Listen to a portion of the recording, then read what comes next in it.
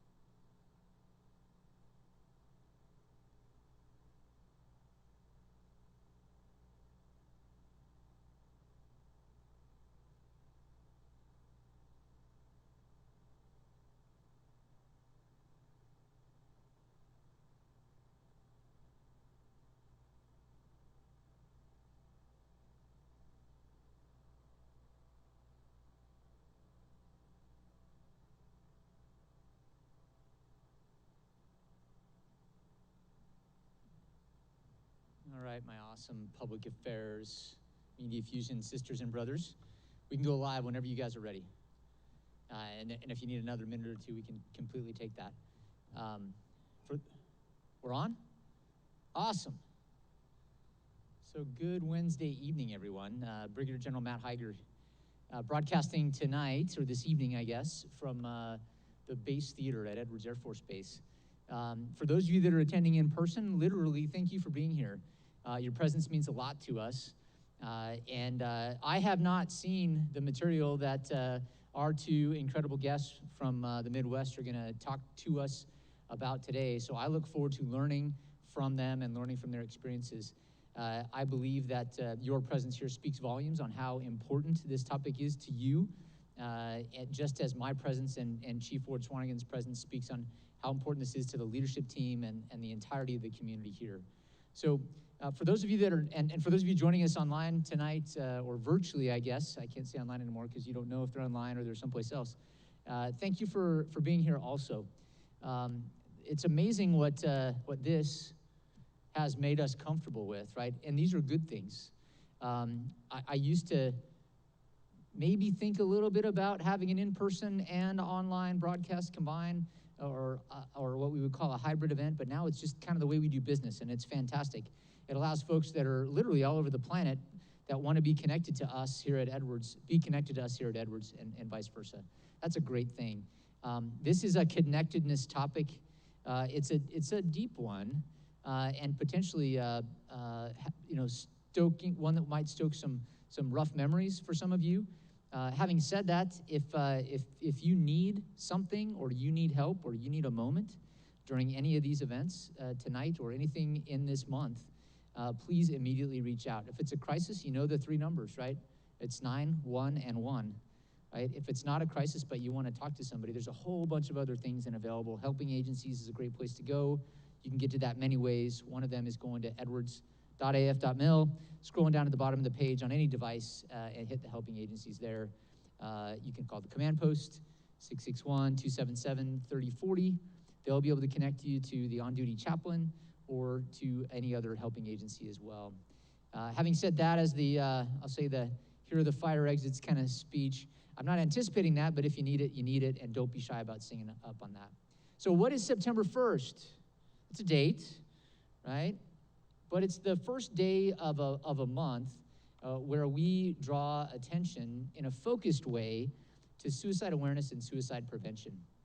And we have an exceptional team here that's here all year that helps us with all things interpersonal, all things people, really the human domain, the human machine. And there are a couple key players in that, one of who I'm going to introduce here shortly. But she doesn't work by herself or work alone. So I could rattle off the team by name, and I'd leave a few out. But There are a small group of folks, most of them either in the med group or wing staff agencies, that their primary job is us. And so if there's something that anyone that is in that human touch point business can do different or better, please be a demanding customer of theirs. Let them know what you've seen that they could do different, that is an idea from another location.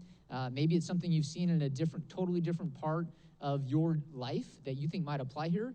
Combine those two. What is that called? It's called innovation.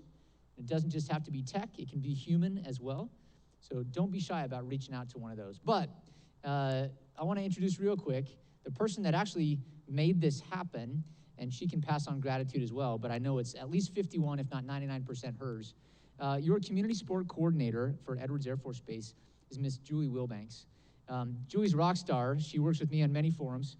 She runs our community action board, our CAB. She interfaces with Air Force Material Command and the Air Force on behalf of all of us, advocating for those issues. And you're looking at the entire CSC shop, right? So it's literally low density, high demand, and frankly, high payoff value. So Julie, thanks again for putting this together and having the innovative thought on getting such a powerful message here to kick off the month of suicide prevention and suicide awareness. So with that, the mic is yours, and I promise, folks, that's the last you're going to hear on me online today. Thanks, Julie. Thank you, sir. And thank you, everybody, for being here this evening in person as well as virtual, as the General said. I'm going to introduce our I'm going to introduce the first special guest.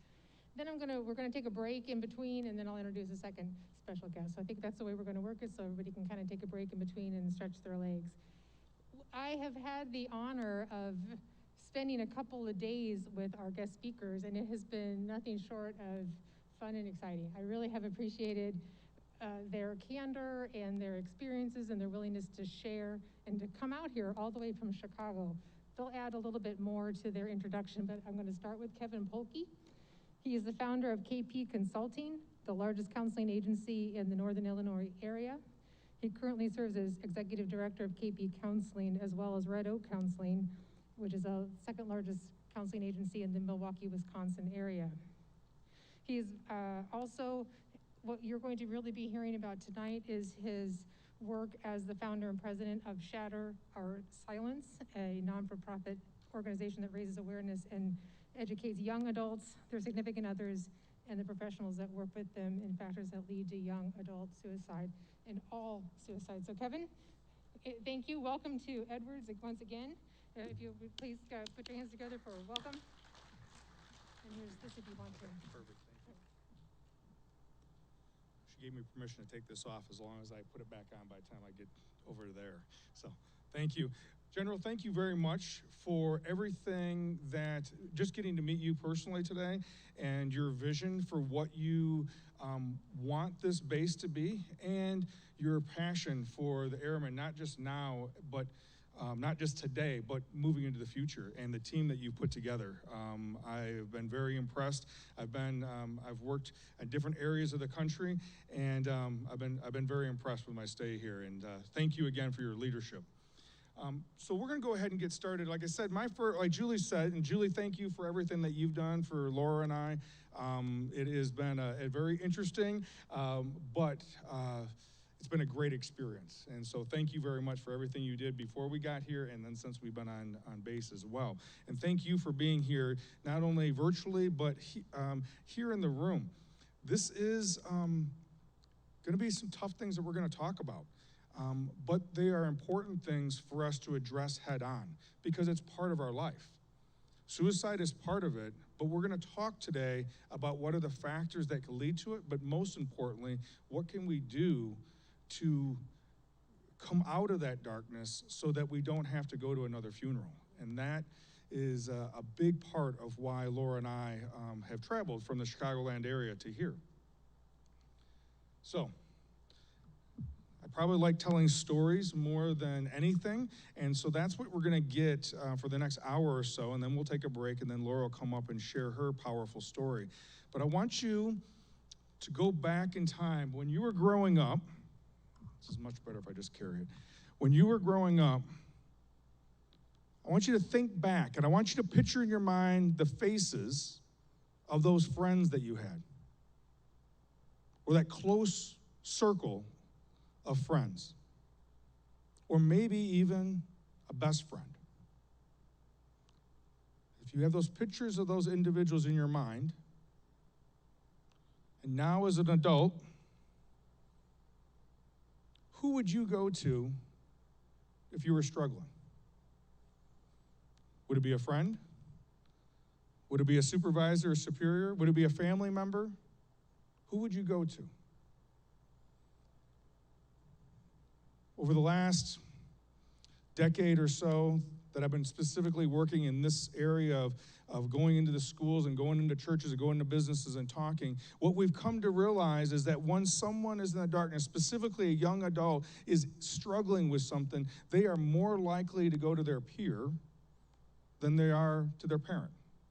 They're more likely to go to someone that they would consider a friend, someone in that first question that I asked you, more likely to go there than to a professional, a counselor or a coach, a teacher, or someone that would be an authority figure for them. This idea behind the fact that we're more likely, our young adults are more likely to go to each other, is really what the essence of this talk is. You'll hear me say more than once that through this educational process, through this awareness, we're really hoping to bring out that light that is in each and every one of us, and how can we be the light in others' darkness.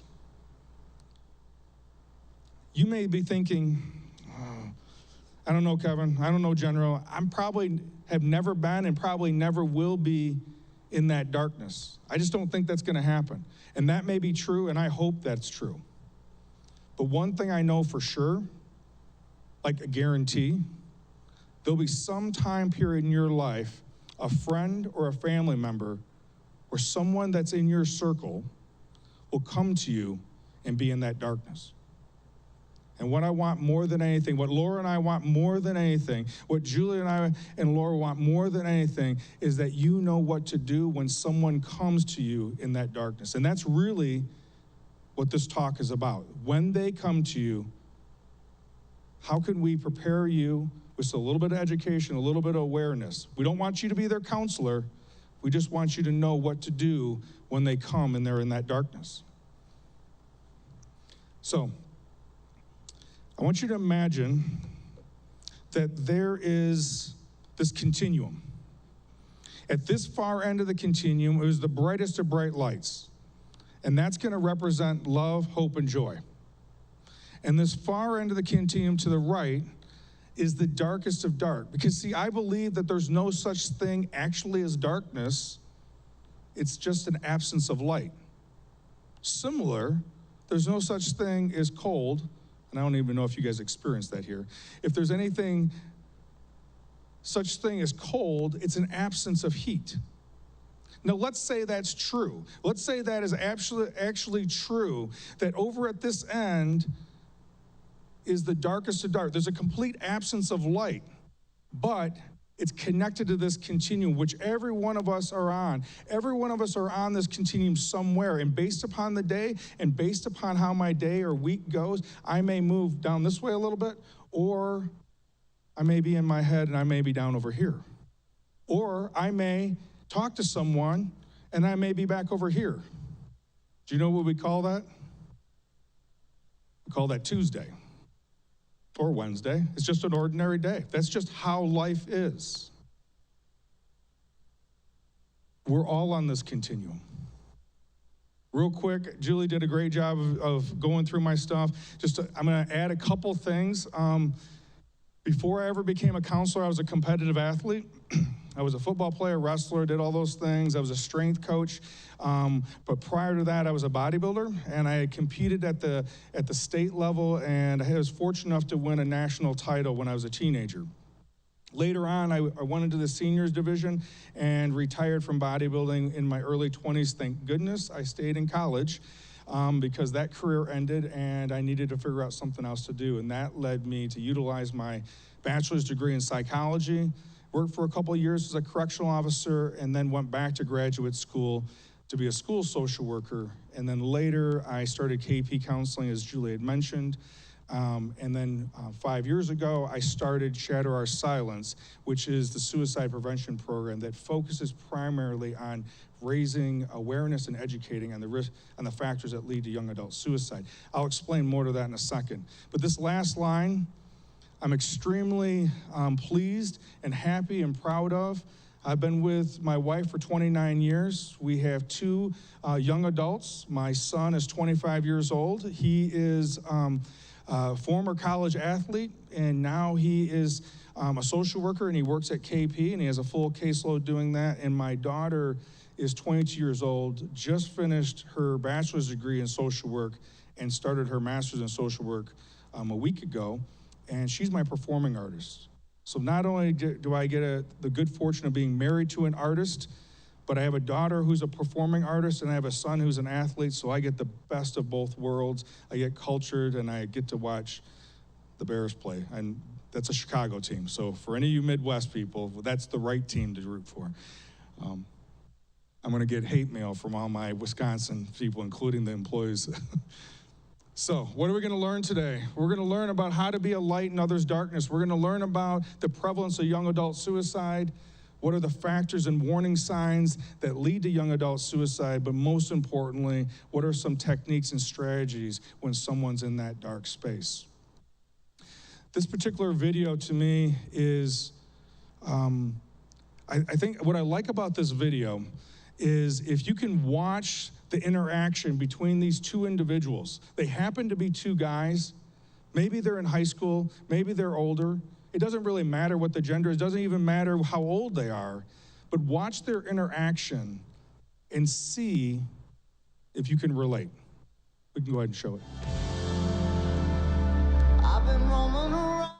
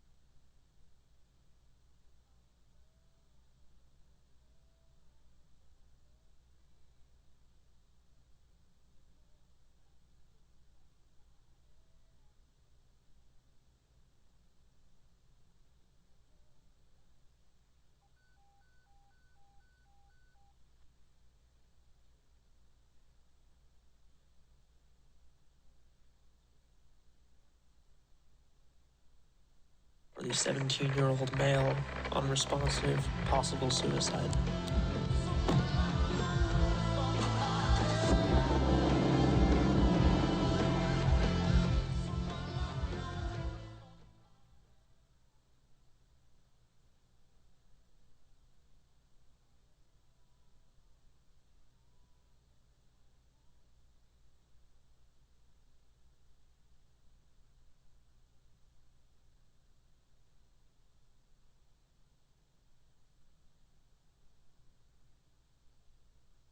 The first time I was impacted by suicide personally, it was my freshman year in college. And most of my friends were away at school. I went to a community college in the Rockford area, and I didn't know it at the time, but I found out that there's one time a year when all your buddies are gonna be home together.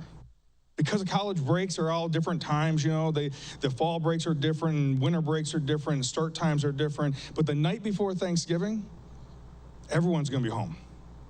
And that was the case this year. We were out hanging out at some bar, and I remember exactly where I was at. You had to walk up a couple stairs, and then you could go up to the second floor, and the place was packed because of the night. And I was sitting there talking to some girl or somebody, and on the left side, a buddy of mine that went to another high school came up, and I hadn't seen him since the summer, and he goes, "Hey, Kevin, can we get together this weekend? I need to get together with you. I really want to get together. Can we get together?" And I said, "Absolutely, Pete." we didn't think anything of it. I mean, that's kind of like a normal banter with guys, I think. And I didn't think much of it. He turned with our other friend, and he was going around, and I saw him throughout the night, but I didn't think much of it. Next day's Thanksgiving, we do the family thing and all that, and as the weekend went by, I thought about calling Rich. This is pre-cell phone, so maybe that would have been easier, I don't know. But I didn't call him. I rationalized to myself that, well, if it was that big a deal, Pete would have called me. But he didn't. Later, it was Sunday, I figured he had already left, and I told myself it's going to be okay. He'll be back at the winter break, which is in a couple weeks, because he went to school out in Colorado. Didn't think anything of it. Tuesday night comes, 7-ish or so, I get a phone call. Pick up. It's one of our buddies. Kevin, what are you doing? I'm just doing homework. I need to talk to you about Pete. Yeah, I just saw him last Wednesday. Pete died. What? He shot himself. Instantly, I went back to last Wednesday. Instantly, I went back to seeing his face. And these questions popped in my head. Why didn't I just go with him then? Why didn't I call him? Would it have made a difference? Who's that girl? Was it my fault? See that regret? Every time I get that phone call, and unfortunately I've gotten that call, not from a friend standpoint, but from someone who used to be a client or someone that I knew, that feeling, I go back to that space. That's pretty normal, that's pretty typical. And in my case, because of what didn't happen with Pete, see, you know, they set up there on that slide 4 to 5 times there's clear signs. I didn't see any signs Wednesday night. A week later, talking to his buddies who he lived with, talking to his family, I didn't know it, but I saw signs. It became much more clear when I look back in hindsight about that. See, this talk is about when they come to you, you can see the signs. I don't want you to fix them, just be there. Since I've been here, I've learned that you guys have a phrase, and I'll get into it a little bit later, that we have a phrase on base on the Air Force called ACE. I wish I knew what ACE meant when I was a freshman in college. I wish I knew to stop and pause and ask and want to know more about what he wanted to do. And if need be, get him some help. So, fast forward to 6 years ago. 6 years ago, my son, Caleb, the football player, graduated from high school in 2014.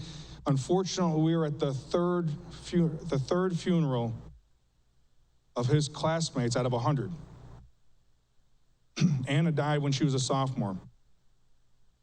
Tommy died 2 months after they graduated. And now we're at John Carlo's funeral.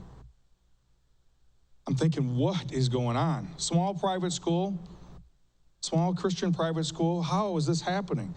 Even though I'd been a therapist and a counselor, a social worker for 25 years, I knew that I had to do something more. Even though I was involved with a postvention, I knew that I had to do something more because it seemed like in these cases that everything stopped when someone, a younger person, specifically a young adult, died. But after a few weeks, the majority of people go back to doing life because that's how life is. But those direct people, their life is changed. There's a ripple effect, and Laura's going to talk about that ripple effect later on, and that ripple effect of someone's choice. And I was like, what can we do different? And I didn't know what that was going to be, had no clue, but I knew that I had to reach out and see if other people were willing, or could we, or should we talk about that. Long story short, we went around and we did some polling, we did some talking to some college students, and we came up with Shatter Our Silence, because we all have silence around this topic of suicide. How can we shatter that? How can we learn how to talk about it? And the best way I know how to do that is because by becoming more educated. So we focus on increasing awareness of the factors that lead to young adult suicide, and how do we educate young adults like you guys?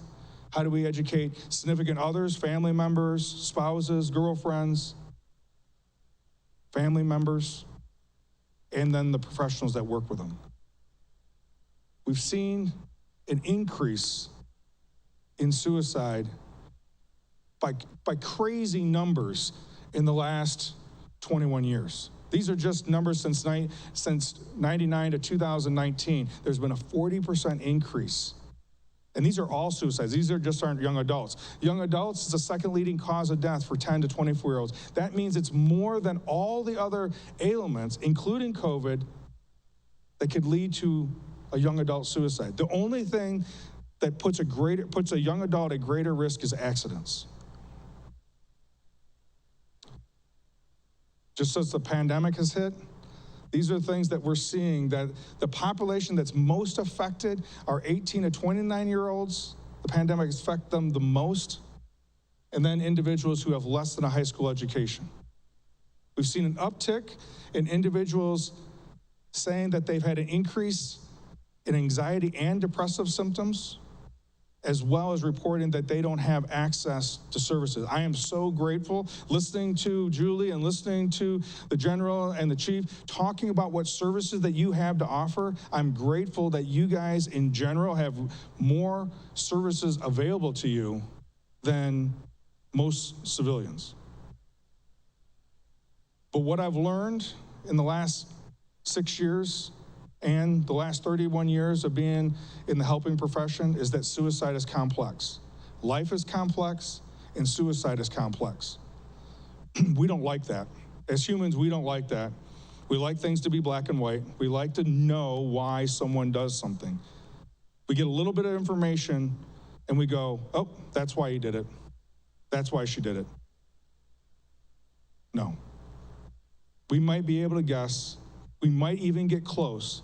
I have some ideas of why Pete died, but I don't know, because I'm not Pete. What I'm going to share with you next are some things that we've observed over time that puts someone, remember that continuum I was talking about, that the darkness was over here? We're gonna talk about some things that lead to someone being vulnerable to being in the darkness. It's not the reason why they're in the darkness. They are vulnerable to being in the darkness. It kind of sets them up for possibly being there. And sometimes they happen earlier in our life, and we push them down, and then we do something, and we have a change of scenery and a change of life. But something may come up sideways, a change, some change may happen. Good or bad change may happen, and then all of a sudden it comes up, we get triggered. And it isn't bad about having things that's happened in our past, because a lot of times we don't have choices about that, but it is our responsibility of what we're gonna do with those previous experiences. And we're gonna talk about 5 things that could lead to someone being vulnerable in that darkness. All 5 of these things are things that happen to a person, a predisposition they may have, or something that happens to them. They all 5 have something very strong in common. There's an associate with shame. There's this association with shame, and with that shame, unfortunately, is silence. I know for me, when I feel less than, a byproduct of that feeling less than is I don't want to talk about it. I've had to learn how to talk about it. Because as a guy, I had a mindset of what that was supposed to be, how a guy was supposed to be, how a real man was supposed to be. And I've come to realize that women also have the same code. They just do it a little bit different. I had to learn how to talk about these types of things. The very first thing I want to talk about is sexual assault before the age of 18. Research shows that 1 out of 4 girls and 1 out of 6 boys have reported sexual assault before 18. I highly doubt that's accurate. I believe that it's much higher than that, but because of how we do research, it has to be reported for us to know. I imagine everybody here had one of those parents that taught you about stranger danger, right? Everybody get taught about stranger. When I say stranger danger, everybody knows, right? If that guy, that's, you know, it's gonna be a guy, and if he walks into this auditorium, we're gonna spot him a mile away. He's got a very distinct look. He's creepy looking. He's probably got a trench coat on. He's got long, stringy hair. I washed mine this morning. He's got long, stringy hair, and he's gonna jump out behind something, or He's going to be driving what kind of vehicle? Yeah, what color van? It's almost always going to be white. It's got to be a van. It's got to be beat up. We all know exactly what the stranger looks like and even what the stranger is driving. Here's the downside. 80% of the time, the perpetrator is known. It's either a family member or someone that the family knows. That's the downside. The bigger downside of that is that because of that situation of 80% of the time, it's going to be someone that the family knows, someone that the victim knows, then there's a greater likelihood that there's shame and a greater likelihood we're not going to talk about it because we don't want something, well, we don't want to get blamed. We don't want something bad to happen. It's really, really important that we get this message out that it's okay to talk about it because it's not your fault that you got hurt. Bullying. 1 out of 4 youth admitted to being bullied. Okay, so how does that play out for us here? Well, number one, bullying is the number 2 cause for suicide. It's a huge factor. How does that play out as a person becomes older, as a young adult? If I was bullied in grade school or middle school or maybe even in high school, I expect them to get away, and then all of a sudden, I perceive that I'm not being heard or being left out or being challenged or being bullied as an adult. All of a sudden, my response to that is going to be completely different if this is my backstory. If my backstory is that I've been bullied at some point in my future and I haven't addressed it, I haven't really dealt with it, I just pushed it down, then there's a greater possibility it's going to come up and come out sideways, or I'm going to perceive that here we go again. So, as we know that this idea of what is bullying, it's this possibility that I can't escape. I believe or I perceive that I can't escape, and I believe it's not going to end. This idea is I can't escape, it's not going to end, and there's this power structure that's happening. And this power structure sometimes is the reason why I don't think it can escape, or my circumstances. Growing up, I didn't really experience bullying, but the closest thing that I ever came to bullying was in 4th grade. I had to take a school bus. That was the first year after we moved, and before that I walked to school, and where this school was and where our new house was, I had to take a school bus. So I walked up to the school bus, saw this boy that was roughly my age, 4th grader or so, I thought.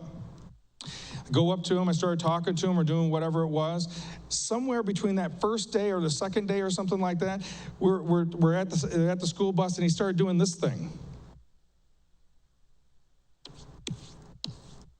I didn't know what that was. That seemed like fighting to me.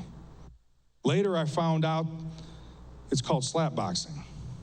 All I know, my dad's message in my head said, don't get in trouble, be good, don't get in trouble. Besides that, he never taught me how to fight. Between the combination of the two, all I know is that game called slapboxing made me super uncomfortable, and I felt like this is probably going to happen again the next time I go to the school bus. So I didn't want to go to the school bus. I did go to the school bus. It didn't happen the next day, and then over time, I thought to myself, maybe it's going to be okay. I became friends with him later on and recognized that that was just who he was. That was just Stacy.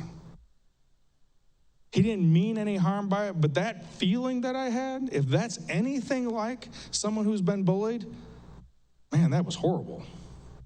I wouldn't want that on anybody. And the fact is, well, how else are we going to get to school? How is this kid not going to be there? I think that's what goes through someone who's been a victim of bullying. Today, it doesn't have to even be in person.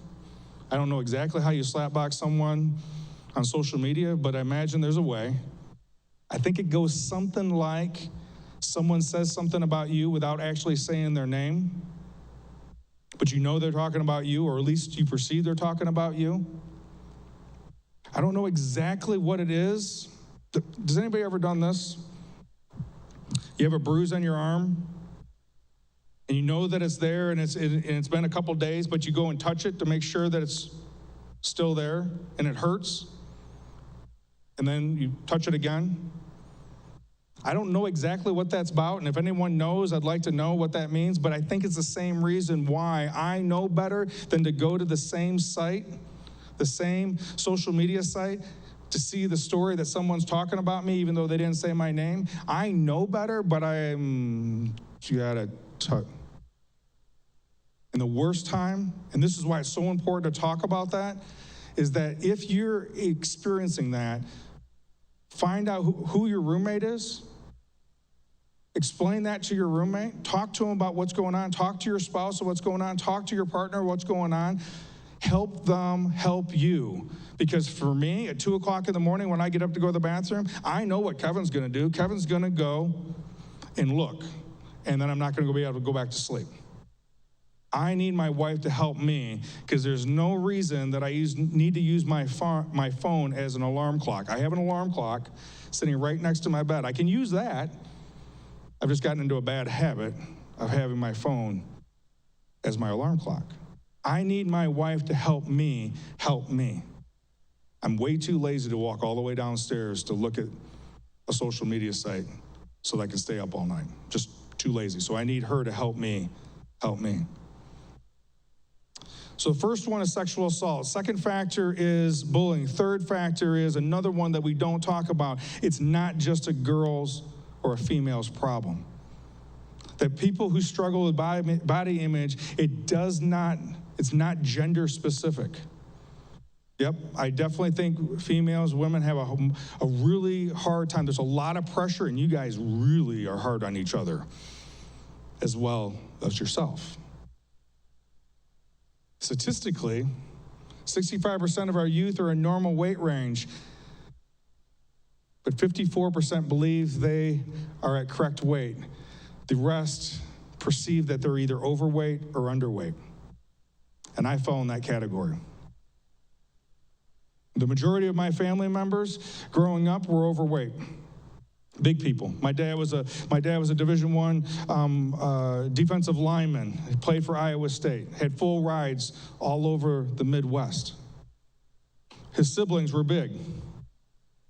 I remember in 7th grade, the summer before 7th grade, I asked him about how can I get ready for football, because I didn't want to sit the bench. It was the first year in the 6th, 7th, and 8th grade middle school. It was the first year that I could play tackle football.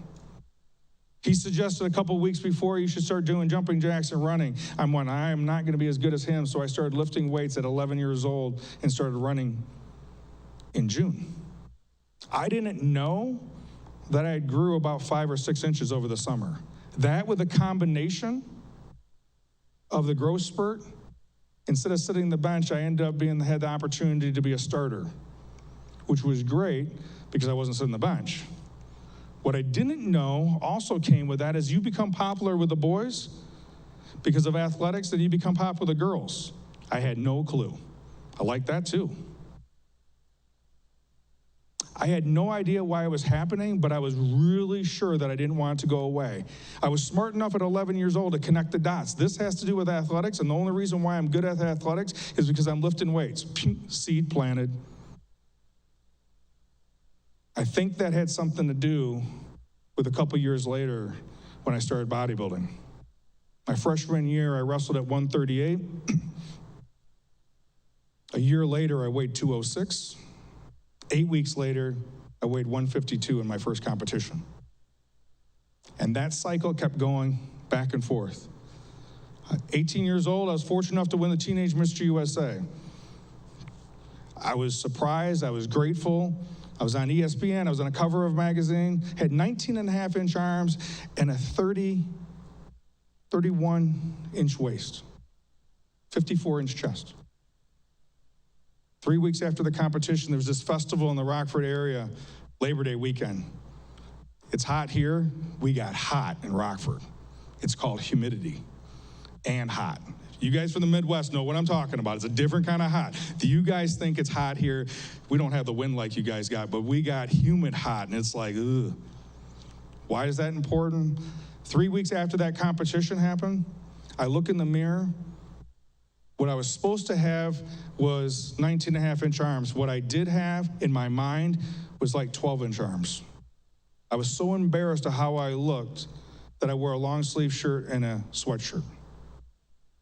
I didn't even know that I could tell somebody, and if I did, I didn't believe if they would say anything. I just didn't know. So I kept that silent. I didn't talk about that until later on when I first did counseling in my 20s. The number one reason why individuals are in the darkness is depression. Number one reason is depressive symptoms. You don't have to be diagnosed it, but the depressive symptoms are the number one reason. The thing that you need to know, you don't need to know anything else but this about depression or anxiety. This is the number one thing you can walk away with. In 31 years of being a clinician, if you remember this, it's the most important thing about mental illness, specifically depression and anxiety. It lies to you. When you're in the darkness, when you're over here, it will lie to you. It will distort the truth. It will distort the truth as much as me looking in that mirror and thinking my 19.5-inch arms looked like they were 12. That depression will tell you things, when I get into the warning signs in a little bit, it will tell you things that are not real, and they will tell you that anybody that tells you those things, don't believe them. I tried it once, it's not gonna work. They won't understand. Anything like that, that's what depression, that's what anxiety does. It's bad enough to go through it, and then you have this voice that sounds like yours telling you everything's distorted, nothing's real. Substance abuse and addiction is a stronger predictor of suicide, predictor of suicide than a psychiatric diagnosis. We're more likely to find someone, 6 times more likely someone who has a substance abuse disorder is going to die from suicide than someone who has a mental illness, just straight mental illness, not a substance abuse disorder. It complicates everything with alcohol and opioids specifically, because it also plays a part in emphasizing that distortion that the depression and anxiety does in our thinking. I want to talk real quickly about this idea of this new stuff that I've been looking into, and that's the perception of loneliness and social isolation. That loneliness was a significant predictor of later suicidal ideation and suicidal behavior.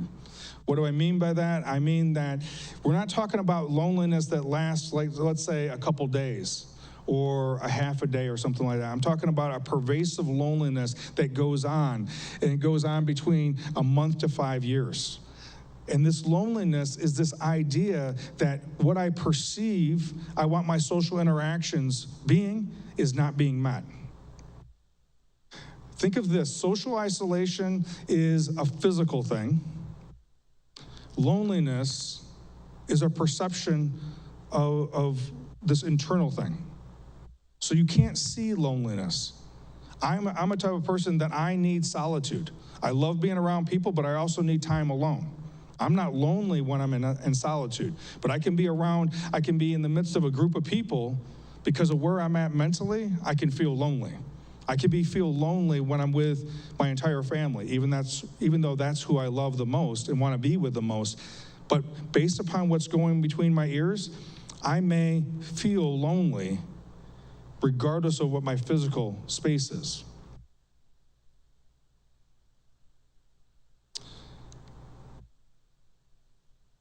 This idea of, just as I mentioned, that social isolation is a major risk factor, and it's this perception that happens, and it has necessarily not to do with physically going on. Laura's going to talk in a little bit about the fact that her son, Zachary, was always around people and always looked like he was in a good mood. But that didn't mean that he wasn't feeling lonely. And he didn't talk about it, maybe because he didn't know, or maybe because he thought it was going to be too painful. That the data is showing that we should definitely address and start assessing for this. And when I was meeting with some of your helpers on the base yesterday, we talked about this idea of how to assess for loneliness. How do we ask for loneliness? Again, we recognize that it's this perception of what's going on. So there's a story. When we implement ACEs regarding this idea of being lonely. And when I say that I'm lonely, what's my story? What am I thinking about with that? And as I mentioned, that loneliness is a state of distress or discomfort that results when one perceives this gap between one's desire for social connection and the actual experiences of it. This idea that I want to do something, or I'm expecting it to be a certain way, but that's not being fulfilled. The easiest thing to do is then to blame someone for that. But the end result is still the loneliness is inside.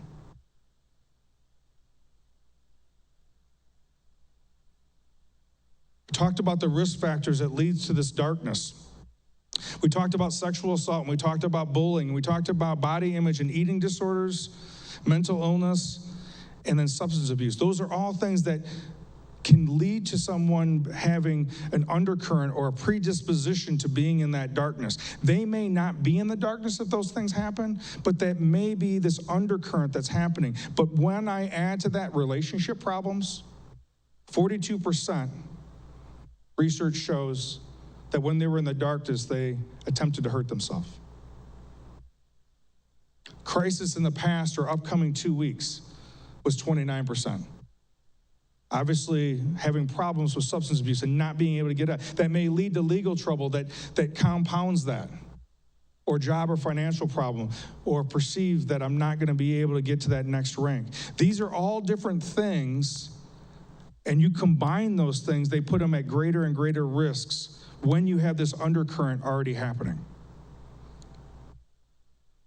Laura's going to talk about these, so I'm not going to jump into those. But this is real important. When I get into the emotional health continuum, I want you to focus on this piece right here. The feeling of hopelessness is a better predictor than suicidal ideation.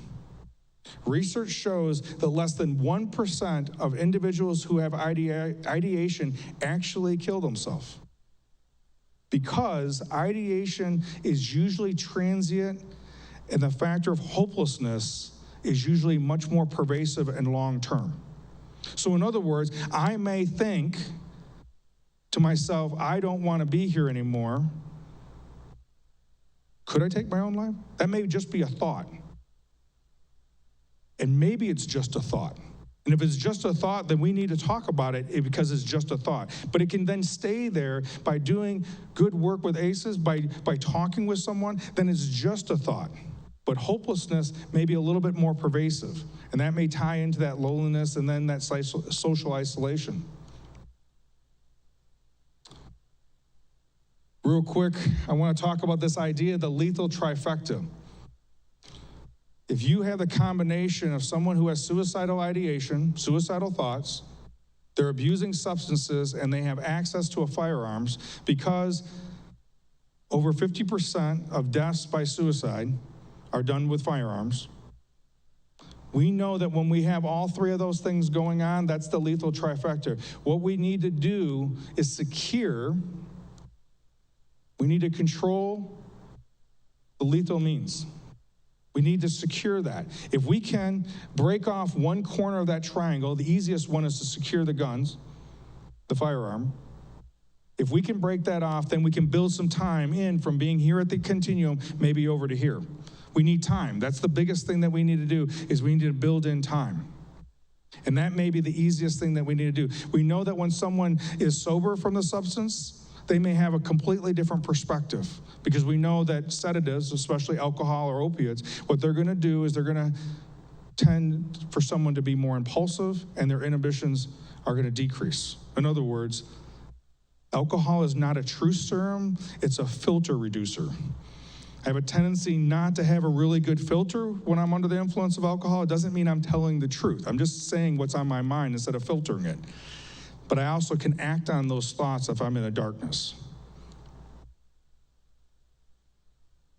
So this idea of talking about if the warning signs. So we talked about the factors that are here. We talked about some other factors that may tip someone over, like relationship problems specifically, or some type of crisis. But what are the things that those people are saying? Those are the warning signs. And they may say things like, I don't want to be here anymore. I'd rather be, maybe I'd be better off not here. Maybe if something happened, like getting hurt on the job, or I go over the yellow line, or something like that. Any of that kind of language is saying you need to ask more questions. What's going on? The idea of feeling that I'm trapped, or that somehow my spouse or my friends would be better off, my parents would be better off if I wasn't here. The feeling that I can't get out of a situation. All those things are a red flag for us to move toward and ask more questions about what's happening.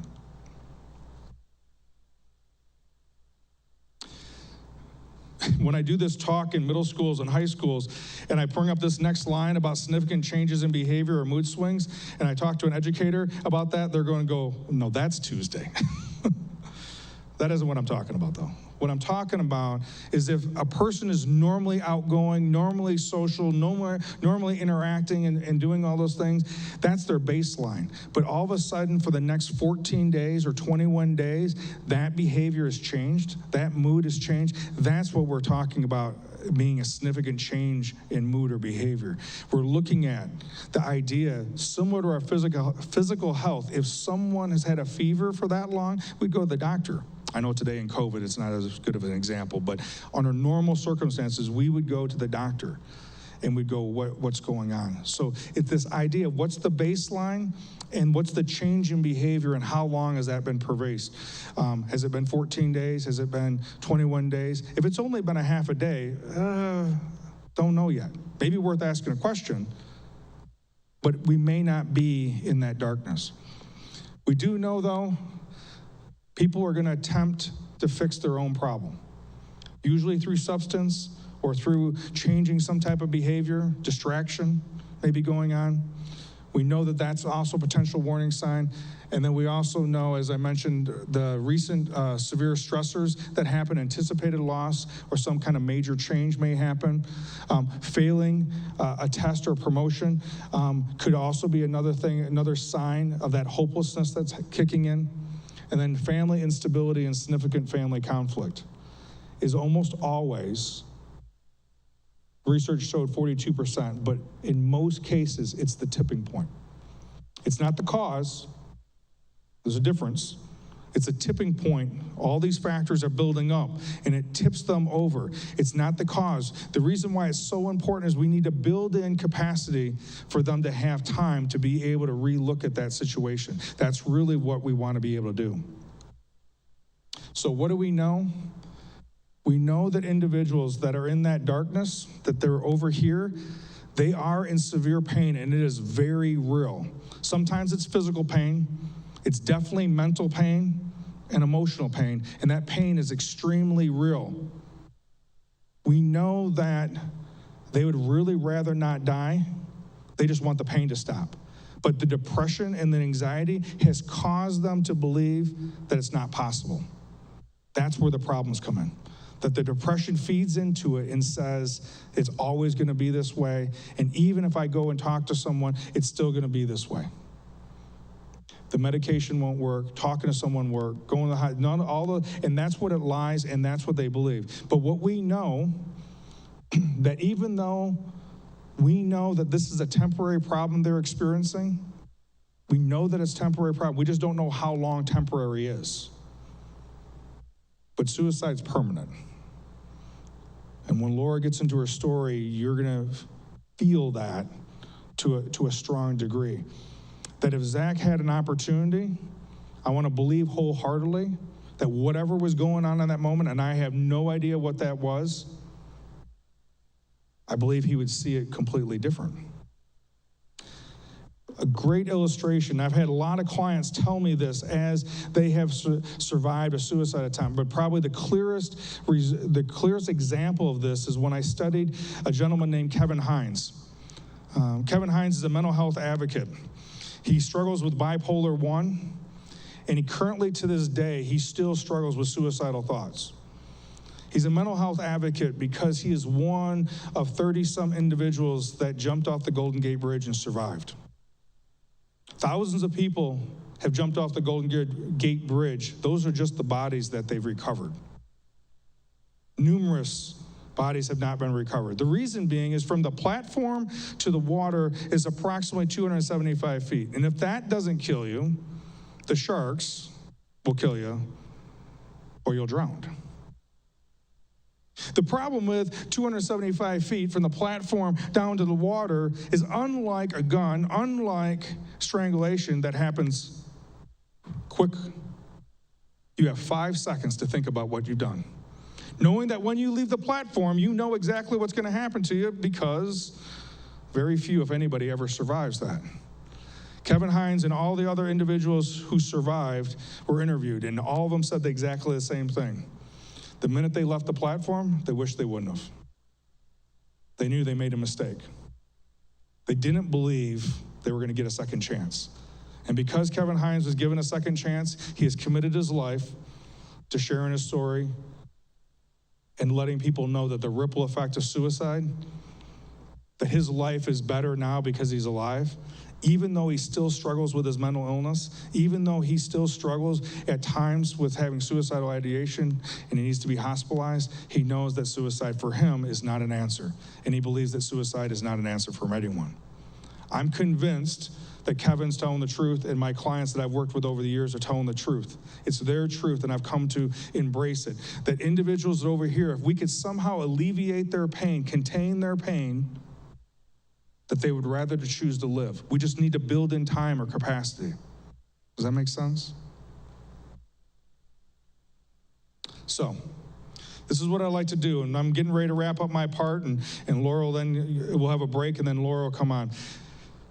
What I've tried to do, try to make this make sense to me as a clinician. Again, just because I've had 31 years, it's still hard topic to talk about, because when someone's in that space, it's hard for individuals to articulate what their experience. You got all this stuff going on because of depression and anxiety that distorts their thinking, including he, Kevin, won't understand. Oh, he's a nice guy, kind of weird, long hair, tattoo, all that stuff, but he won't understand. So I came up with this thing called the emotional health continuum. It's a build off of that metaphor of light and darkness. See, I believe, as I said earlier, that we're all on this continuum. Most everybody here, I would say everybody, has experienced sadness at some point in their life. Makes sense, right? Something doesn't work out. Sometimes we can even experience being depressed. I don't mean like needing Prozac. I mean down. Just down. I don't know. Lethargic, just down. Maybe I need to go talk to someone about that. Maybe, I don't know. Maybe I go work out and I get out of that mood. I get stuck in it for a little bit. Maybe I need to do something different. I would suggest you do something different. If working out doesn't work, working out usually works for me. Changing my sleep habits, changing what I'm eating, those things work for me. But when they don't work for me, I know that I need to talk to someone. The next step is hopelessness. This hopelessness is I don't believe that this depression, this situation is ever going to change. I think it's always going to be this way. I think I'm always going to be this way. That's the sense of hopelessness. That's a little bit farther on the continuum. If you stay long enough, stay stuck in hopelessness long enough, what ends up happening is at some point going, I can't do this anymore. I'm done. I just can't do this anymore. You would be better off if I wasn't here. All warning signs. There's a possibility the next step is death ideation. Death ideation is not suicidal ideation. It's real important that we understand that. Death ideation is, I don't want to be here anymore. I'm not going to take my own life. I'm good. I just don't know if I can do this anymore. But if we stay there long enough, we don't talk about it, at some point, we take matters into our own hands and we start thinking about how I can do it. That intent grows. I start thinking about how I'll do it. And that's the plan part, because the research shows that individuals that have a plan, they know how they'll do it, and they know for sure how they won't do it. There's no way I'd ever do it that way. This is how. And then when they secure means to secure their plan, we know that we're in trouble. I'm going to give you a quick story, because, again, I don't know if you'll remember this continuum, but hopefully you'll remember this story. This story is based on a true experience that I had. I'm going to change the names, though, of course. A couple of years ago. This was probably 4 years ago. As I mentioned, my daughter is in performing arts, and KP Counseling was the corporate sponsor for this performing arts studio in Rockford. My wife ran the backstage. That's an important thing to keep in mind. The show was called Rent. It's one of my favorite shows. I love this show. I love the music. I love the storyline. And we were getting to perform it. And if you know anything about performing arts, at least in community theater, we have one run, right? We have 1 week run. It usually starts on Thursday, finishes on Sunday. This was Saturday night. We're halfway. My wife and daughter remind me it's not called halftime, Kevin. It's called intermission. Some things don't ever leave me as an athlete. But anyways, it's intermission. I get a phone call or a walkie-talkie call from the backstage. It's my wife, and she goes, Sally is telling some of the cast members that she wants to kill herself. She wants to die, that she's suicidal. All right, Diane, I'll be right down there. We're gonna take her off stage. She can't finish the second act, and I'll get her mom. We'll get her to the hospital. Kevin, stop. What, Diane? We gotta get her to help. I know what I'm doing. I've been doing this for a bit. I know what I'm doing. She goes, Kevin, she wants to do the second act. But she just said she's theater people, man. I'm just telling you. So I think about it. Probably the stage is probably the safest place for her. I mean, it's not like we're not going to see her. And backstage, now that we know what's going on, there's going to have people around her. The odds of her hurting herself while the second act is going on is like minimal to none. It's probably like the safest place that I could possibly have her besides on the way to the hospital. Okay, so I give in to Diane. Don't, that's one thing don't tell Diane about. Okay, so I wait, the second act goes, she does great, everyone's doing great, show finishes up, I grab the mom, grab the director, and we go to talk to Sally. Start talking to Sally, I start asking her some questions, mom's right next to her, the director's right next to me, start asking her some questions. Something didn't seem right. Stage is similar to this, maybe a little bit wider, the auditorium's just a little bit wider, and I said, hey, we were at the backstage, back in the back, and I said, hey, do you mind, Sally, can I talk to you just for a second? We'll just talk down over here in the corner. So it was like over here in this corner of the auditorium. And I started asking her questions. Again, Ace, started asking her questions. So I heard, and you got to ask direct questions. I already know that she's suicidal. I already know that she's told people she's suicidal. I already know that she knows that I know that she's told people that she's suicidal. So I need to just be direct with her.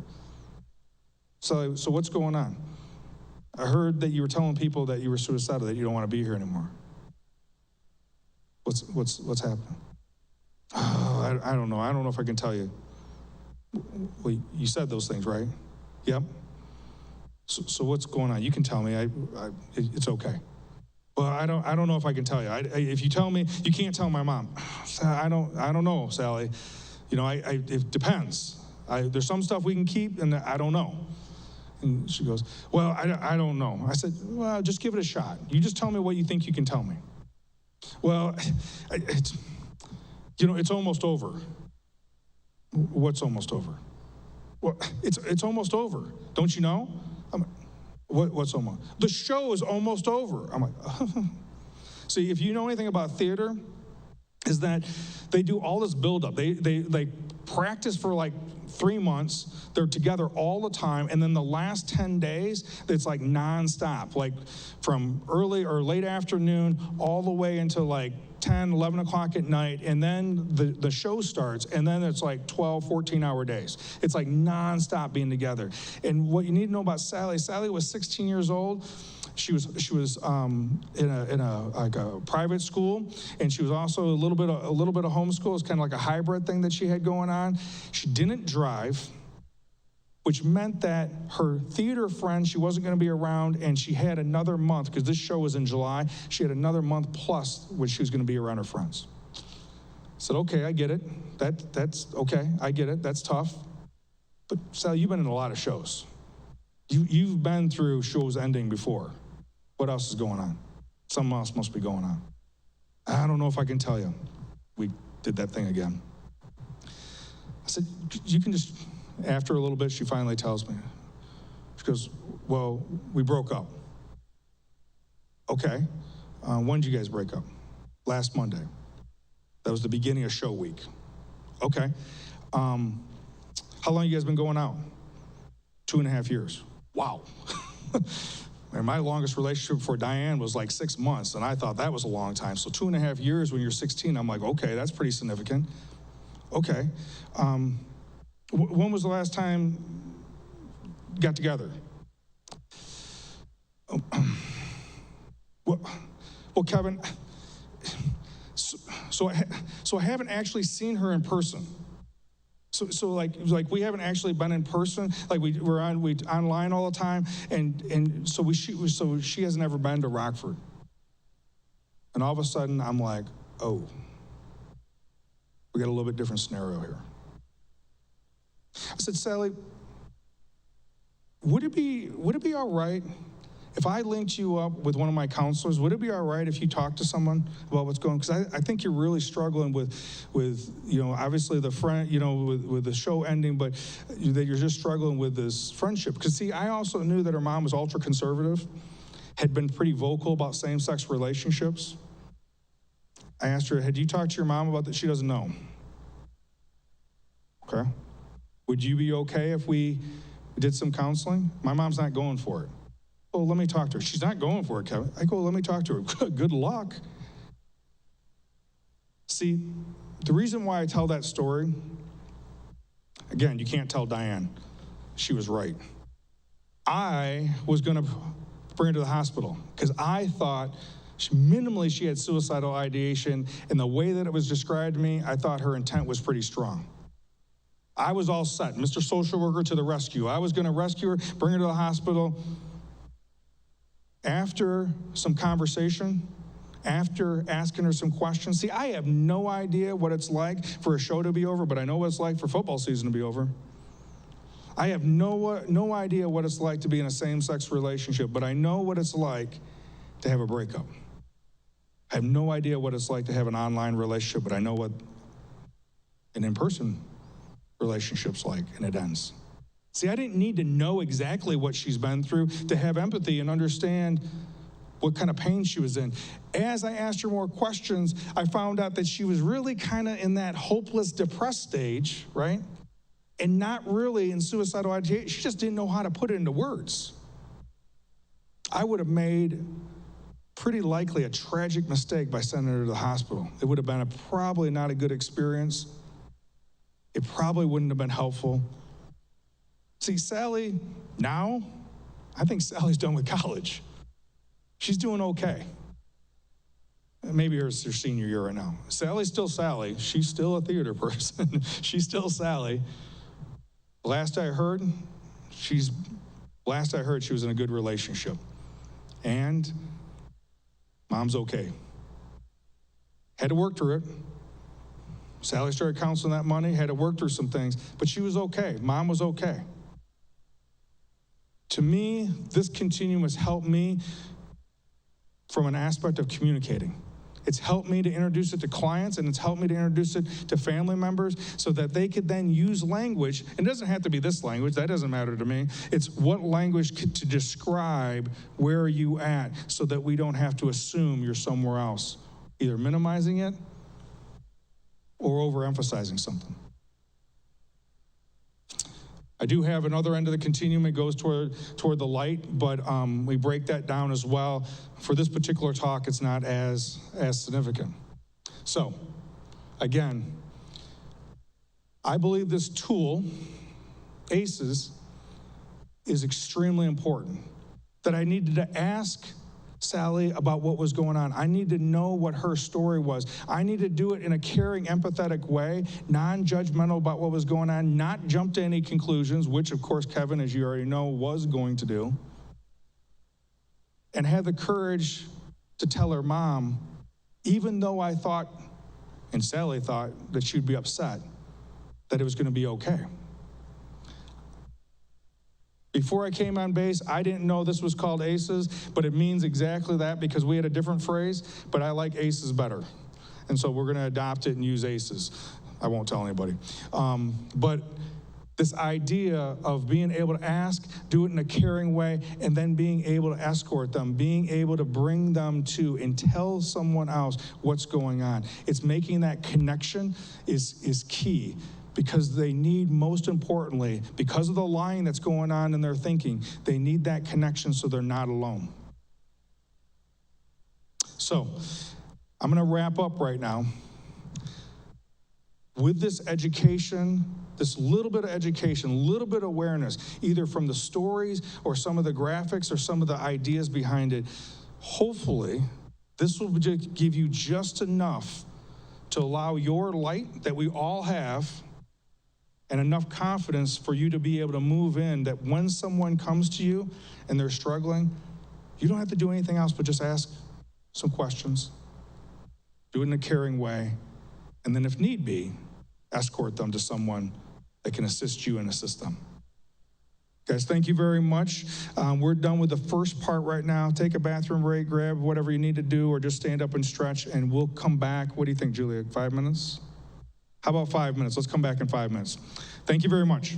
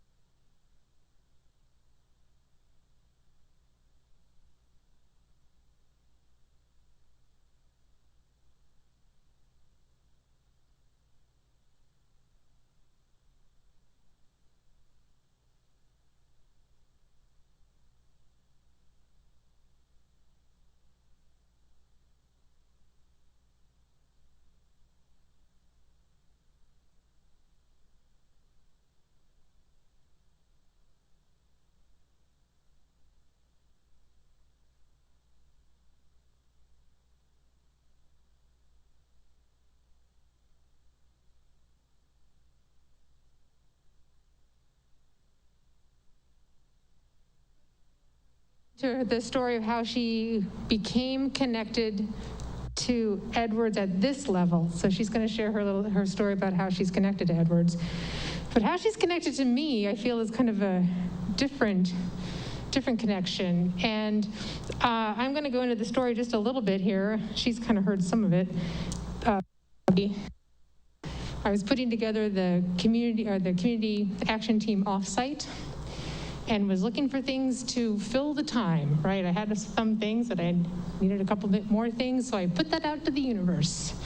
Universe, send me a speaker to fill some time at our community action team offsite that we're having at the end of the month. And lo and behold, I kid you not, 2 days later, I get this phone call, Sergeant Ibarra, hey, I have this woman I want you to talk to. I'm like, okay, terrific. Answers, love it. And Laura came around and we talked, and as I started to learn more, and I kind of thought that her and Sergeant Ibarra had the connection, but it really wasn't even that. So I'm gonna let her kind of share that part of it. But there is definitely a connection here that Laura has to her installation. We're very lucky to have her. What Kevin said, depression lies to you. That one struck me on his emotional health continuum. Also, the death ideation also spoke to me earlier. So Kevin is more on the educational side of this conversation. Laura's going to be on the emotional side. So I have some extra tissue for you. So I might have to grab one on my way as well. Lastly, before I introduce her, I want you all to know that in November 1st and 2nd, we are having a training called Assist. It's actually a workshop that we're bringing to the installation. It is the language of suicide and how to prevent, what you can say to people to prevent that from happening. November 1st and 2nd. The space is really limited in that, so if you're interested, I just want to kind of throw that out there so you can save the date, look for information through the PA announcements, and get yourself signed up to that. So Laura is one of the bravest women I have met. An unimaginable event took place in her life, and she found herself in a completely unexpected place.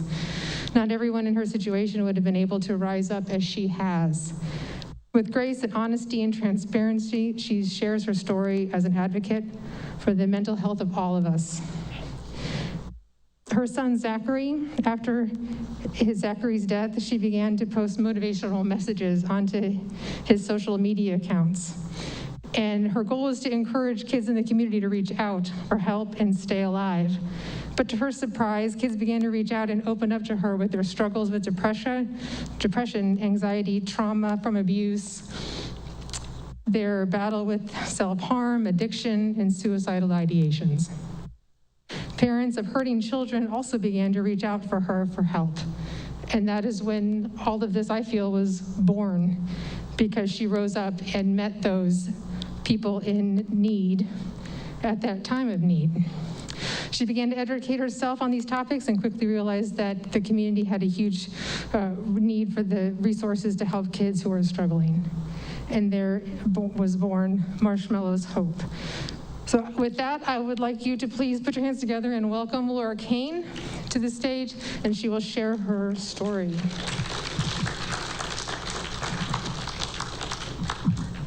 Thank you. Thank you. Thank you so much to Julie for everything that you have done to get me here today. Hello, everybody. So I just want to forewarn you that if I cry, you know, you can cry with me. It's okay. It's okay to feel. So it's very possible that I will do that. But first of all, I truly want to thank each and every one of you who are here tonight, here present in the physical form and then on Facebook Live.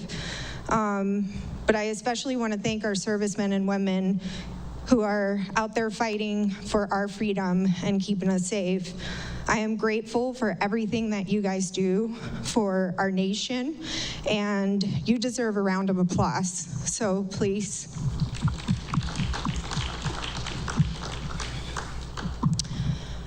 Okay, so as Julie mentioned, my name is Laura Kane. I am the founder and executive director of a nonprofit organization called Marshmallow's Hope, as well as a published author of a book called Lost to Darkness, Enlightened by Grace.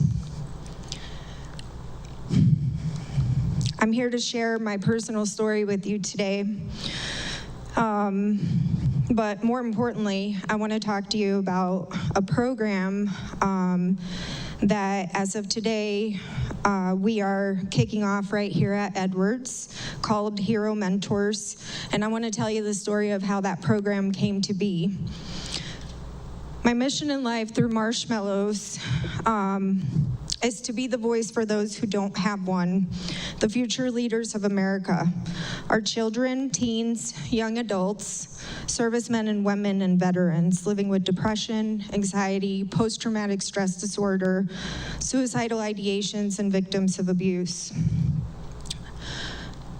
So who am I? First, I am a wife and a horse mom of an amazing horse named Chavez. I have 3 beautiful stepchildren, Anthony, Haley, and Liam. This is my family right here, who I'm very grateful for, and if you guys are watching, I love you.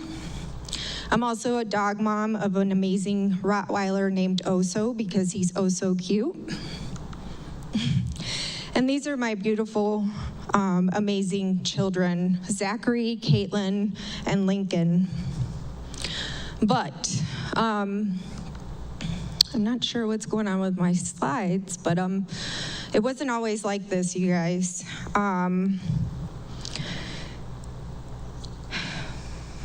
Sorry. For a decade, I was a single mother, and for many years, I always viewed myself as a party of 4. As a mother or parent, you learn to adapt quickly. When I had Caitlin, my oldest, it was no longer just me.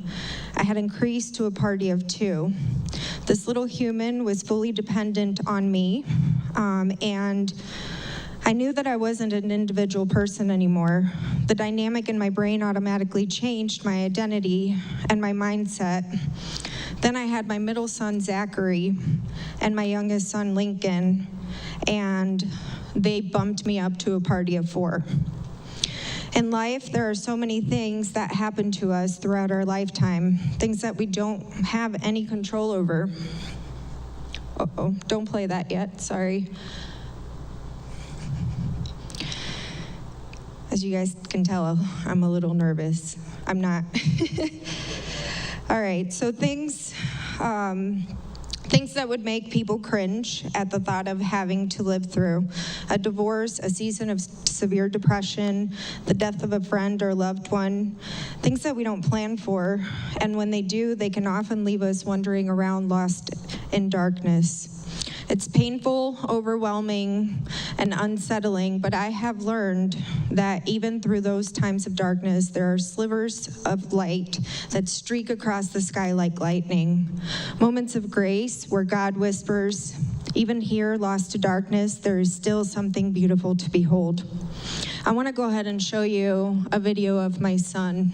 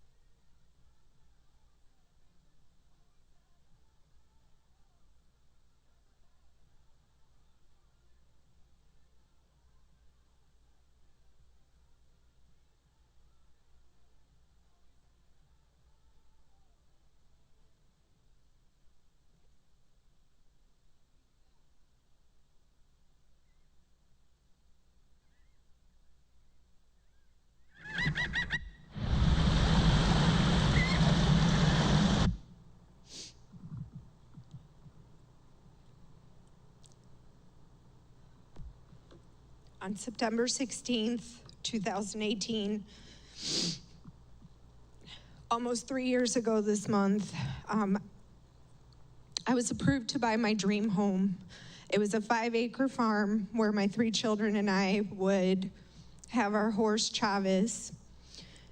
And while I was at the farm signing the papers to a better life for myself and my children, my 14-year-old son, Zachary Ryan Burkholz, took his own life by suicide.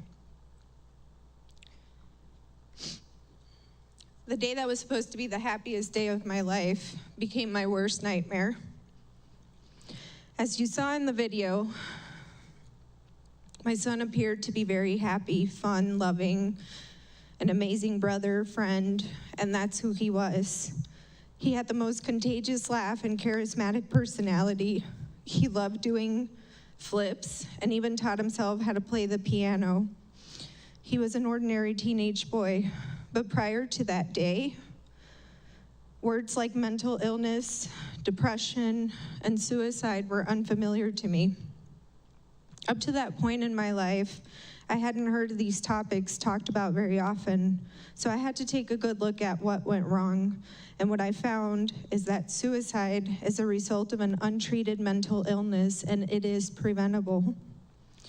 Mental illness, also called mental health disorders, refer to a wide range of mental health conditions, disorders that affect your mood, thinking, and behaviors. Examples of mental illness includes depression, anxiety, eating disorders, and addictive behaviors. Mental illness is a taboo topic amongst people, and it is rarely talked about. It has a stigma that makes people ashamed of reaching out for fear of being looked at as crazy or unfit. As a society, we have given mental illness a negative reputation of weakness or something that you should keep to yourself. But it is time that we break the stigma. 1 in 5 live with a mental illness. So when you look around this room, there are a lot of us that are living with a mental illness or a mood disorder. Since losing my son, I had to learn how to navigate this world, not knowing, having to learn how to live myself with now depression, anxiety, and post-traumatic stress disorder. I'm open about my own personal struggles with mental illness because my hope is that by me sharing my ugly story, it will bring hope to others by knowing that they're not alone. My journey has not been an easy one or a painless one, but it led me to where I am today. During COVID, I began to hear a lot about kids taking their own lives, and isolation wasn't helping the mental state of anyone around us, right? And so I felt really compelled when I started to hear about these suicides. What can I do? How can I raise awareness and bring people hope in such a hopeless world? And so that's how my book came about. I wrote it in 3 weeks during COVID, and then I decided to publish our story in efforts of somebody who's struggling, finding hope in such a hopeless time. As Julie mentioned earlier, I began to post motivational messages on my son's Snapchat. And when I did that, kids around my own community started to reach out to me because they could relate to Zachary's pain. And so they started opening and talking to me. While I was grieving, they were telling me about their own thoughts of suicide and struggles with depression. And then it went into an even bigger impact. Parents started reaching out to me for, help. Where can I take my kid? My child is struggling, or my child attempted suicide. What can I do? So at that point, I wanted to help these families by finding resources for mental health services and mental health treatment to help these kids.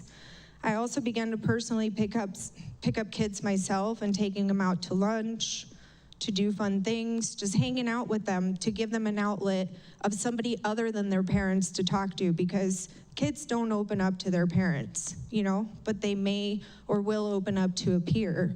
And the fact that they could relate to Zachary, it was just flowing out of these kids.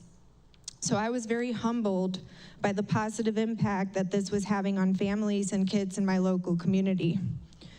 Through my own journey of healing and trying to help these families and my 2 surviving children navigate through grief, I realized that there is a great gap in our mental health system. I decided to take my efforts to the next level and began to form a nonprofit organization called Marshmallow's Hope. So, quick fact about Marshmallows. Marshmallow was Zachary's nickname. And when he was little, he actually hated the name. He used to cry, he used to get really upset. But as he became a teenager, he's remember when you used to call me that dumb name Marshmallow? And so I have a lot of great memories of his laugh just at the name Marshmallow. And when I was forming the nonprofit, I thought, okay, what can I do to honor my son and be different than just, like a Zachary Foundation? And so, of course, Marshmallow is appropriate. HOPE stands for Hold On, Pain Ends, because that's what I want people to know, is that when you have that pain, or even when you're suffering, if you just hold on a little bit longer, that pain that you are currently feeling will end. You will surpass that, I promise. The vision I had for Marshmallows when I first started the organization was to help suicide survivor families. No one truly understands suicide unless they have personally been affected by it. When my son died, I had to not only endure the trauma of becoming a party of 3, but also the expenses of a funeral and the aftermath of a terrible roller coaster called grief. A roller coaster that I, unfortunately, will never get off of, but have come to learn to just strap in for the ride and go along. When Zachary was younger, growing up without a father was very difficult for him. So I wanted to find a program that would pair him up with a male role model. And I found a one-on-one mentorship program, but unfortunately there was a 2-year wait list when I enrolled him. And then finally, when he was about 11 years old, we reached that wait list, and he was paired with a big brother or a mentor. The gentleman that Zachary was paired with is now the president of Marshmallow's Hope. His name is Rich Foster. But unfortunately, when they were paired, not even a month later, the program actually closed. And we were advised to cease all contact with any program participants. Rich felt really compelled at that time to help make a difference in Zachary's life, so he contacted me in spite of the fact that we were told to no longer have contact with any of, the big brothers. And him and I came to an agreement that he and Zachary could have a friendship, but Rich became so much more than that. He actually became a mentor to Zach. He became somebody that Zachary could look up to. And so when I was trying to think of something that would be positive for my community, I thought about the positive impact that Rich and Zach's relationship had on Zachary, and essentially it's what I was doing for the many kids that I was personally picking up and taking out to do fun activities. So I created Marshmallow's main program called Hero Mentors. HERO stands for help, encourage, reach, and overcome. I thought that the most appropriate word for the kids who were struggling, just like my son, would be ZAO, which stands for the Zacharys of the world. The model of the Hero Mentor Program is modeled after the relationship that Zachary and Rich had, as I mentioned. Rich would pick Zachary up, take him out to eat, take him to the movies, go fishing. They would even go to baseball games, and they would talk regularly. Even when Rich was out of town, he would text Zach or give him a call to see how he was doing. So our mentorship program was designed to help the future leaders of America, our children, teens, and young adults after their relationship in that model. My initial vision for the program was to help the youth that were struggling, kids ages 9 to 19, who had been abused, bullied, were depressed, suffering with anxiety, post-traumatic stress, self-harm, and suicidal ideations. My program vision was that one-on-one mentorship program with a hero mentor and a ZAL. And we started the program with civilians doing the mentoring for these kids. But sadly, during COVID, I was again impacted by a personal friend of mine. Her son died by suicide during COVID, and he was a veteran. And when that happened, I again was frazzled and felt awful that there was another mom, especially one so close to me, that had experienced this. I never want any other mom to go through what I went through. So I thought to myself, okay, what can I do? And I started to think, the hero program, what can we do? But it went even one step further than that. I didn't know where to begin, but I started doing research, and I realized that the military is highly affected by suicides of servicemen and women, and veteran suicides are also an issue. So I then received a message on Facebook from one of your airmen, Senior Airman Jonathan Sayas Fernandez, who contacted me because he too was impacted by the loss of a friend and comrade right here at Edwards. He just simply was calling because he wanted to help this young man's mom who was struggling, and he knew about my book. So he asked me if I would please, mail a copy to this mom, and I wrote her a letter. I wanted her to know that she was not alone in that pain, and that if she needed anything, she could personally reach out to me, because I understand the ugly shoes that she's walking in now. And so that was my confirmation that this is it, Laura. You have to do something for the military. You have to do something for that Air Force base. And so I reached back out to him and I said, who can you get me in contact with?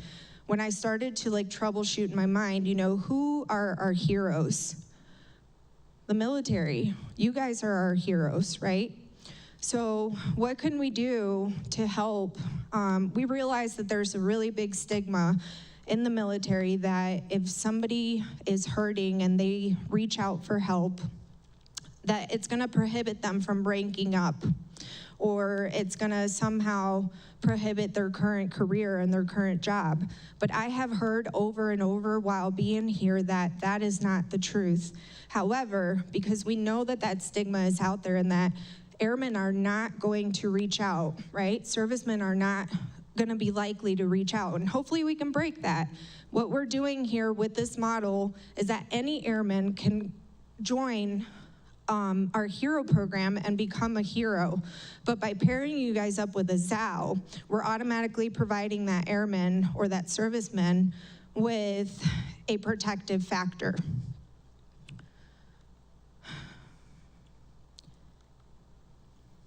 I'm not very good at switching these slides. A protective factor is something that will keep someone who is suicidal from actually taking their own life. So when we train our hero mentors, we actually take them through a resilience training to educate them and let them know that it's okay to not be okay and that it's okay to reach out for help. It's a lot better to ask for help when you know that you need it before getting to that phase where help may end up, taking you out of the career. When you ask for help sooner than not, you're gonna have that ability to get the help that you need, and it's not gonna necessarily prohibit you from being able to rank up, However, since we are aware, again, that it is a possibility that people don't reach out, giving them a protective factor by pairing them up with a ZAL Our hope is that when they're mentoring a child that they know is already struggling with suicidal ideations, they'll think about in their darkest moment, how is it going to affect this kid that's looking up to me if I take my own life? I don't want to do that to this child. And so that child, the Zao, becomes the protective factor, keeping the person going and keeping them alive.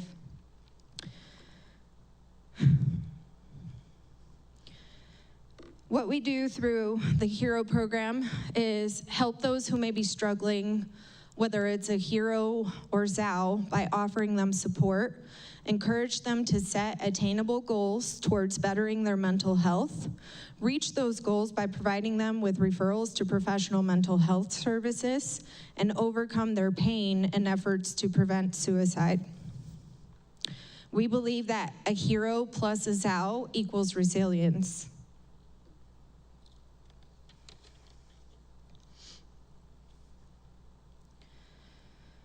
So how do we break the stigma? You can join the movement to help break the stigma by educating yourselves about mental illness, as well as help educate others. Show support to friends and family members who may be living with a mental illness. Seek help, be help, and do not be ashamed. Talk about it. Silence is, in my opinion, the #1 killer.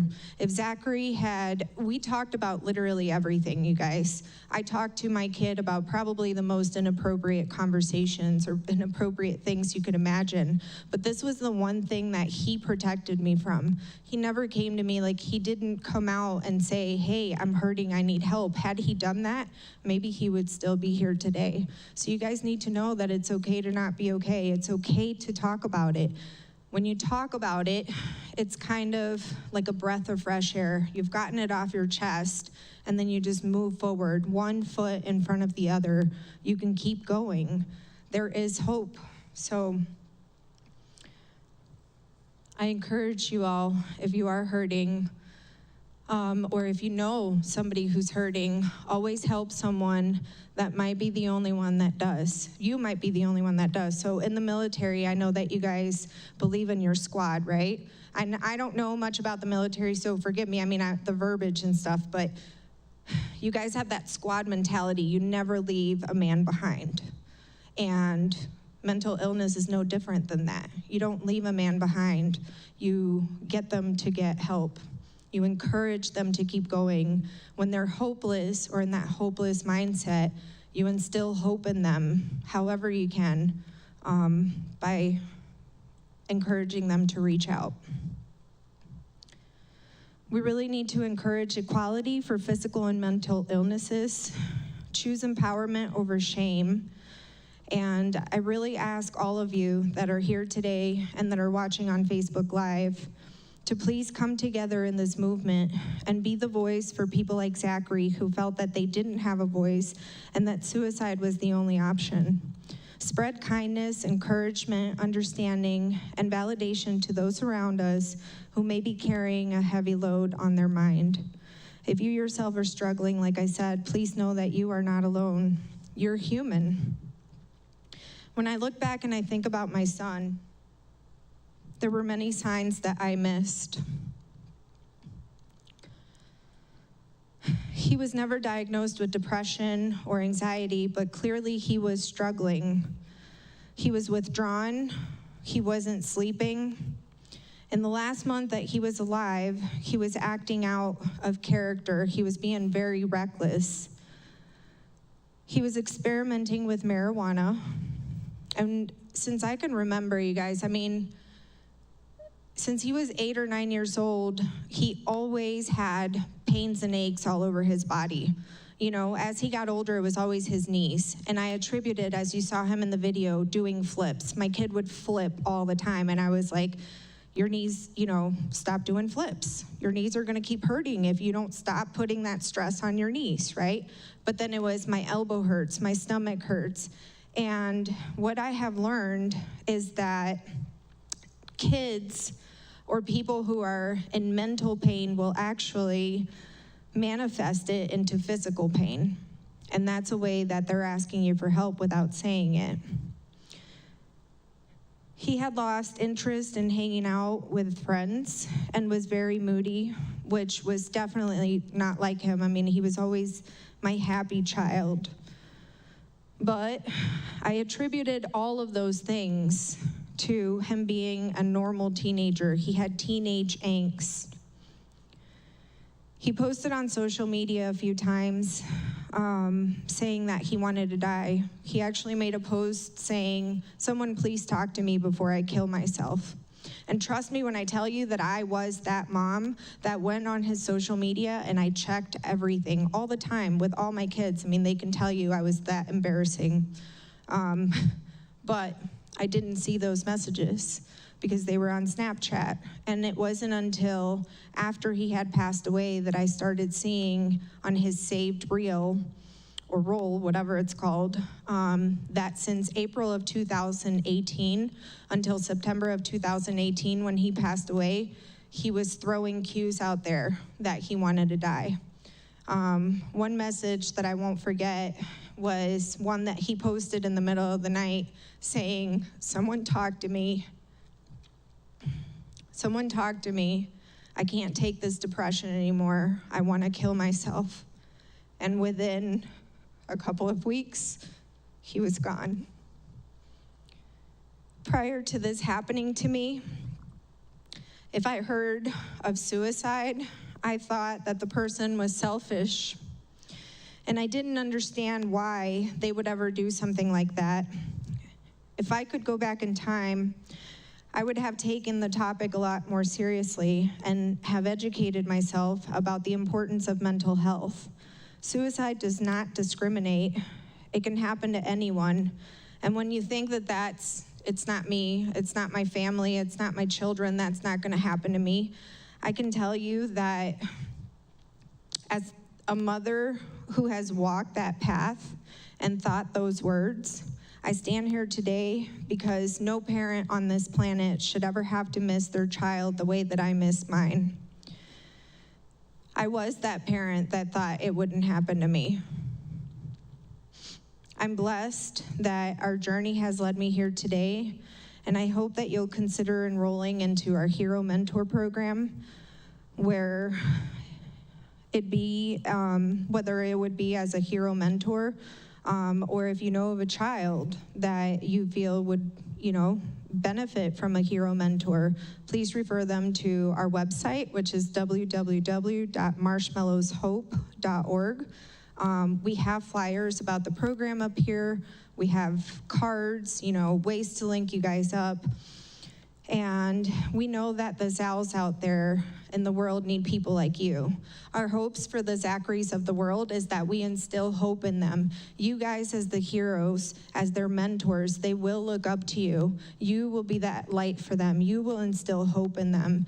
And by doing that, I promise you that they'll actually want to grow up and join the military. When Zachary and Rich had, that close bond, that relationship, Zachary always talked about engineering, and that's his career. And so I remember Zachary coming home really excited one day and saying, Mom, I want to be an engineer. So we joined a club called the Monkeys Club, where he started doing robotics. So, I mean, it's just a positive thing all the way around. I don't know where you're at today as far as where you guys are at in your life emotionally, or which chapter your story is on, but my hope and my prayer is that by me sharing my messy story and the details of my messy life, that it will bring you peace and hope. And if you are walking around lost in darkness, I hope that my story leaves you enlightened by grace and that you realize how loved you truly are. I want to end my speech today, first of all, by truly thanking Senior Airman Jonathan Sayas Fernandez, because without you, this would have never happened. And I commend you for being that light in somebody's darkness, even when you were hurting for your own friend, even when you were missing your friend, you were trying to be that light for a mom who lost a child. And so I'm really grateful to stand in front of all of you today, and I'm really grateful for Jonathan making this happen for us. When I look back and I think about my son, I find hope and I find solace knowing that he's in heaven looking down, and he's proud of what we're doing in his name and in his honor. So I want to show you one last video of him to honor him and honor his life.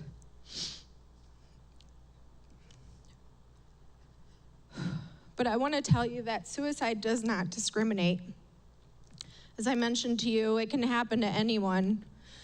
And the video that I'm going to show you actually has someone who's famous, and then it has my Zachary in it. The famous gentleman in the video took his own life the summer before my son died. It was one of our favorite artists, but I just want to truly show you guys that it doesn't matter if you're rich, if you're poor, it doesn't matter what race, religion, if you're old, if you're young, it can affect you. Mental illness is real. So mental health is super, super important. You have to prioritize it. Everything I do is for my son, for my children, my surviving children also. But I want you to know that today, this is for Zachary.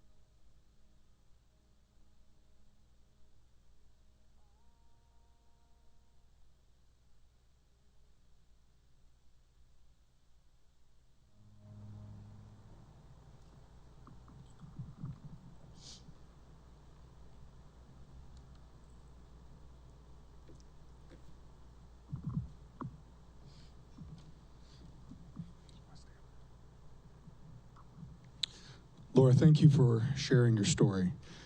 I think that song at the end kind of encompasses everything that we've been trying to share. Depression lies, and when we're in that darkness, it's going to tell you that no one cares, but we do. There is someone who cares. Hopefully, these numbers are extremely important. 741-741 is a crisis text line. It's 24/7. It's located in areas just like the suicide hotline.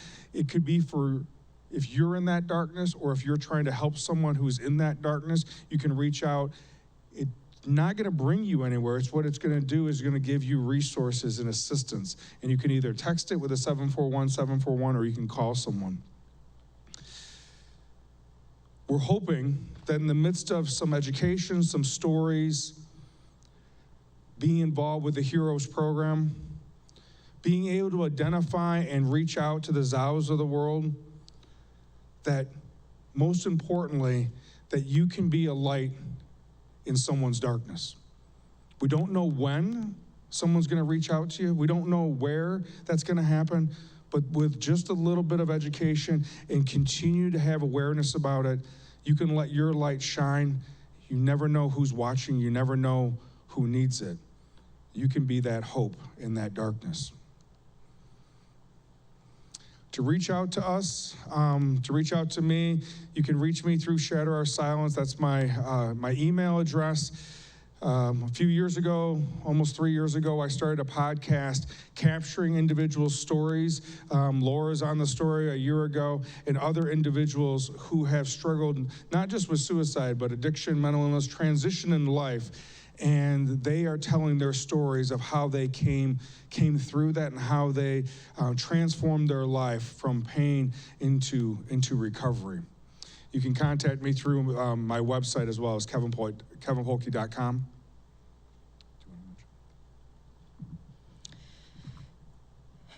This is my contact information. Again, we have flyers up here. The last thing that I would like to say is that if I could go back in time, which obviously I can't, right? But if I could go back in time, I would have not only educated myself, but talked to my children about the importance of mental health. I would have been more proactive in preventing something, but to my defense, suicide, mental illness, it has such a stigma that surrounds it that I didn't know. And so I can't fault myself for something that I didn't know, and I don't. I want to thank General Higer. Thank you so much for allowing us to be here on your base, and I want to commend you for what you're doing for your airmen and building resilience. It's very, very necessary, very much needed, and again, I'm really grateful for having this opportunity. I want to thank Julie Wilbanks and Master Sergeant Select Ibarra, who also was a part of bringing this together, as well as Master Sergeant Nielsen, and again, Jonathan Sayas. So thank you guys so much. If you guys want to come up here, we're welcome to answering any questions that you may have. There's a couple of copies up here of my book that I would like, if you don't have one yet, you can get it on Amazon, but you're welcome to take a copy and read it. And my hope for you when you read the story is that it brings you hope in a time of hopelessness.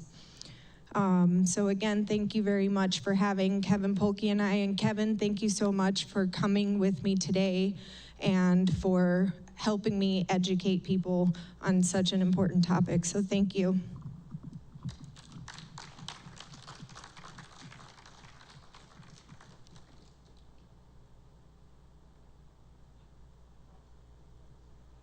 Yeah.